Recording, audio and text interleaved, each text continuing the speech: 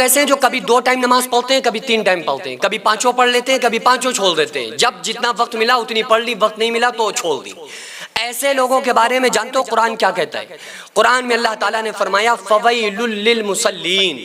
کہ ویل ہے نمازیوں کے لیے۔ یہاں بے نمازی کی بات اللہ نہیں کر رہا ہے،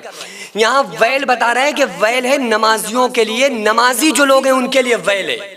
اب یہ ویل کیا چیز ہے، اس کی تشریح، اس کی تفسیر خود رسول اللہ صلی اللہ علیہ وآلہ وسلم نے بیان کی۔ جب صحابہ نے پوچھا نا کہ یا رسول اللہ صلی اللہ علیہ وآلہ وسلم یہ ویل کیا بلا ہے، ویل کیا چیز ہے، تو آقا علیہ السلام نے ارشاد فرمایا کہ دوزخ میں، جہنم میں ایک کنواں ہے جس کنویں کا نام ویل ہے، اس کنویں کے اندر ایک بھاری پتھر ڈالا جائے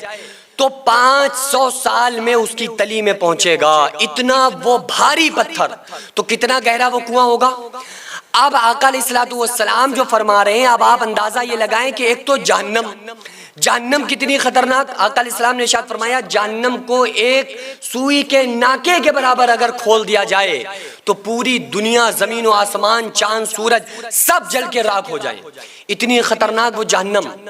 اور پھر آقا علیہ السلام فرما رہے ہیں کہ اس جہنم میں کنواں،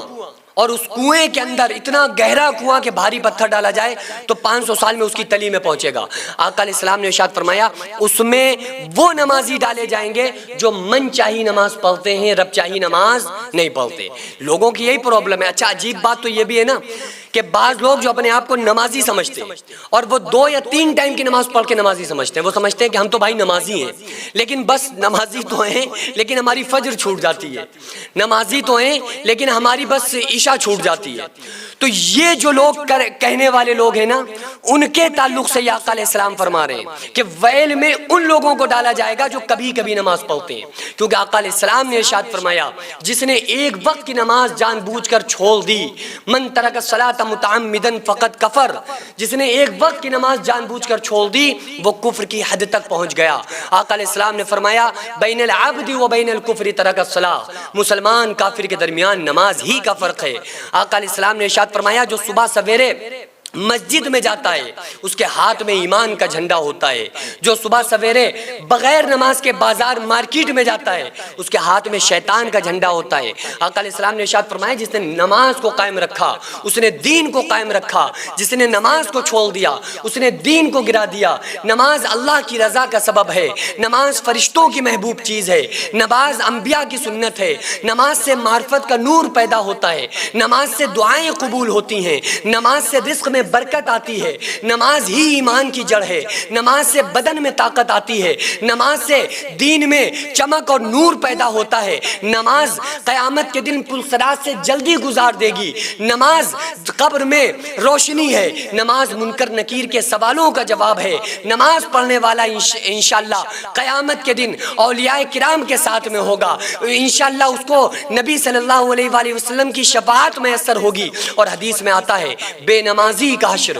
قیامت کے دن قارون، فرعون، حامان، ابی بن خلف ایسے کافروں کے ساتھ ہوگا۔ آپ اندازہ کریں کہ بے نمازی کا حشر آقا علیہ السلام فرما رہے ہیں۔ اس ٹائم اکثر لوگ مسجد اور مدرسوں کو توڑنا اور گرانا چاہتے ہیں، تو ایسے میں ہمارا فرض بنتا ہے کہ ہم اپنے مسجد اور مدرسوں کو قانونی طور پر مضبوط بنائیں۔ اس سے پہلے بھی میں عرض کر چکا ہوں کہ ایسے میں ہم ایک ایسا اسکول پلس مدرسہ بنانا چاہتے ہیں جس میں بچے اسکول کے ساتھ ساتھ دینی تعلیم، حفظ، عالم کا کورس اور قرآن پڑھنا سیکھ سکیں۔ اتنا بڑا کام اکیلے بالکل بھی ممکن نہیں ہے۔ اگر آپ چاہتے ہیں کہ آپ کا پیسہ صحیح جگہ پر لگے اور آپ چاہتے ہیں کہ آپ کو اس کا ثواب قیامت تک ملتا رہے تو پھر آپ ضرور اس مدرسے، اس اسکول میں تعاون کریں تاکہ قیامت تک اس کا ثواب آپ کو ملتا رہے، کیونکہ جب تک اسکول اور مدرسے میں لوگ پڑھتے رہیں گے، تعلیم حاصل کرتے رہیں گے، جب تک انشاءاللہ تعالی اللہ تعالیٰ آپ کو ثواب عطا کرتا رہے گا۔ اگر آپ چاہیں تو اپنے مرحومین کے نام سے ایصال ثواب کے طور پر بھی دے سکتے ہیں، تو اس کے لیے سب سے پہلے ایسی زمین کی ضرورت ہے جس میں ہم یہ پروجیکٹ تیار کر سکیں جو قانونی طور پر مضبوط مانا جائے۔ تو اس لیے آپ لوگ کوشش کریں کہ زیادہ سے زیادہ تعاون کریں اور بار بار تعاون کرتے رہیں تاکہ ہم اپنے اس نیک مقصد میں کامیاب ہو سکیں۔ یہ کوئی فراڈ نہیں ہے، دھوکہ نہیں ہے۔ آپ چاہیں تو آپ آ کر خود یہاں پر وزٹ کر سکتے ہیں، آ کر دیکھ سکتے ہیں کہ الحمدللہ کس طرح سے یہاں پر کام ہوتے ہیں، کس طرح سے دینی کام، ملی کام، قوم کے کام، سماجی کام ہوتے ہیں۔ خود آ کر آپ وزٹ کر کے اپنی آنکھوں سے دیکھ سکتے ہیں۔ تو اسکرین پر جو آغازیہ ویلفیئر سوسائٹی کا اکاؤنٹ نمبر اور اسکینر نظر آ رہا ہے، اس پر آپ زیادہ سے زیادہ تعاون ضرور کریں۔